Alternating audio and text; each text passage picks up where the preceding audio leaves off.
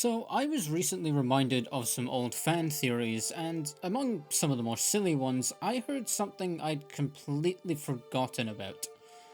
Now, when I say I was reminded of this theory, I was actually reminded of it from a video by Lasers, one of his Patreon videos, otherwise I'd link it, but in that video, he says something along the lines of, I'm not that into Elder Scrolls or Fallout lore, so it would just be a bit of fun if it turned out to be true. Well, Mr. Welford, I do care about the lore, and there won't be any fun around here on my watch. So let's get into the meat of this theory, starting off with how it began, or at least how it was popularized. As I'm sure most of you know, considering my usual audience, in Fallout 4 aboard the Peridwen, you can find a plant called Suspicious Plant, which looks just like a known root from the Elder Scrolls series. You can also find it in Starfield, but does anyone actually care? This has led people to believe that the Elder Scrolls and Fallout do in fact take place in the same universe. The common consensus for how this would work is that after the bombs fell and irradiated the planet on October 23rd, 2077, the world and life in general would mutate and evolve over an unspecified amount of time until it became the Tamriel we know from the Elder Scrolls. This makes absolutely no sense for multiple reasons which we will get to, but I will give it one concession. Fallout does have a strange magical and or supernatural element to it. There's almost a sort of eldritch horror feeling to some of it, like in the Dunwich building and places like that, so there could be a connection there. But let's get to dismantling this, shall we? And we're going to start with lore-based reasons before we get into any kind of writing or theme-based discussions. Immediately, as Lasers also pointed out, you have the problem of the night sky. The constellations are completely different. But this also causes another issue. We know what the stars in the sky are in the Elder Scrolls, and why they operate the way they do. They are holes in reality leading to Aetherius. It's what allows magicka to flow into the world, and for mages to be able to do what they do.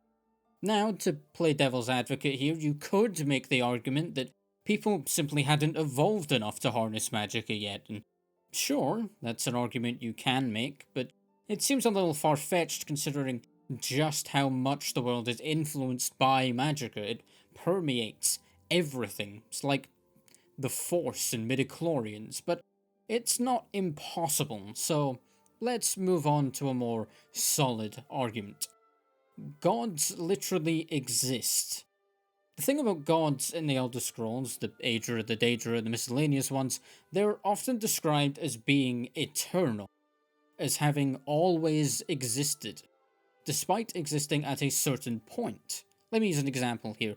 Tiber Septim, despite ascending to godhood, changed the entirety of Cyrodiil from a jungle to the land we see in Oblivion.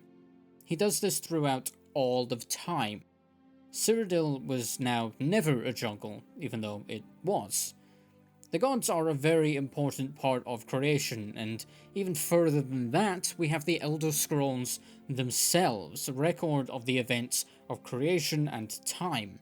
These things are simply absent in Fallout. The thing about this theory is that you can counter-argue basically any argument against it with radiation did it, or it's just been a very long time, but when you start getting into the specifics and you start thinking about things like prophecy and creation myths and dragons being eternal timeless beings and Kalpa cycles and the Tribunal and the Numidium and God forbid time travel and so many other aspects of the lore, the counter-arguments just become bigger and bigger stretches.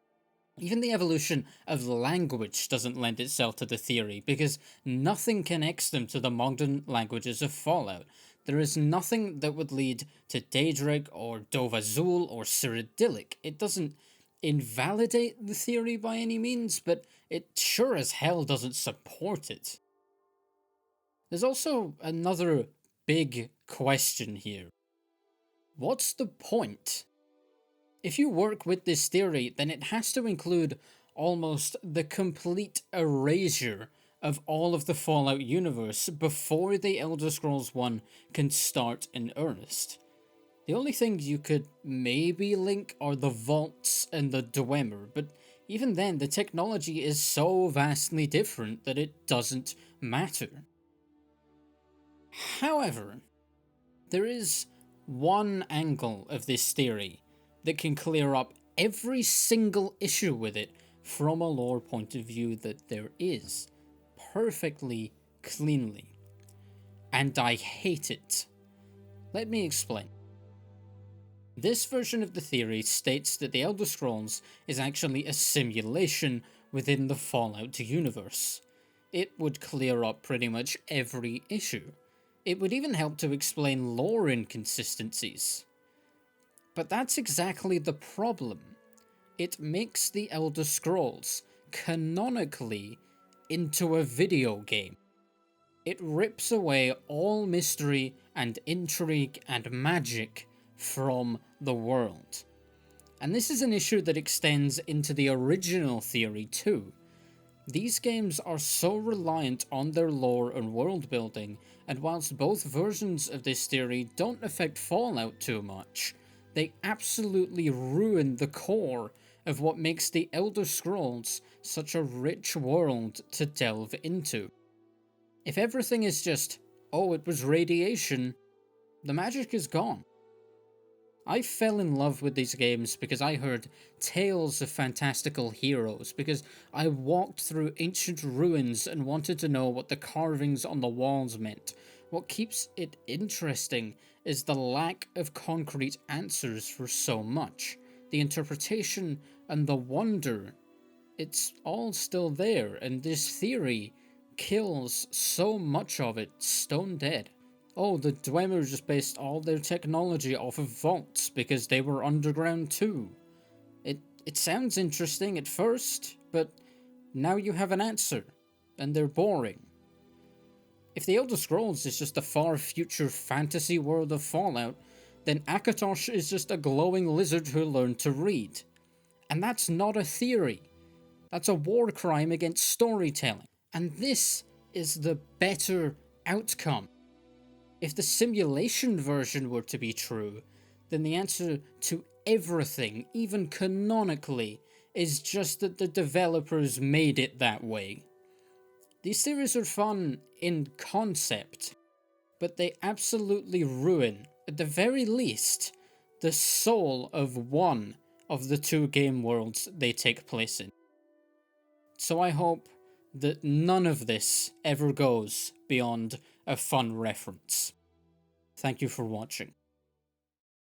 Also, Bethesda didn't even make Fallout. What?